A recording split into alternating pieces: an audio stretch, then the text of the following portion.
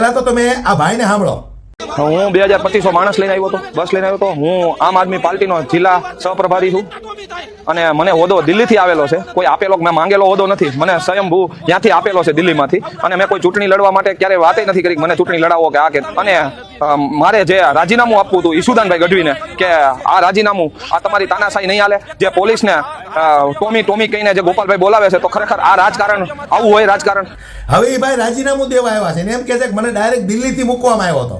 તો તમે ડાયરેક્ટ દિલ્હી કહો ને કે ભાઈ મારે પાર્ટી નથી રહેવું, ઈશુદાન ગઢવીનું કામ રાજીનામું દેવા આવ્યા.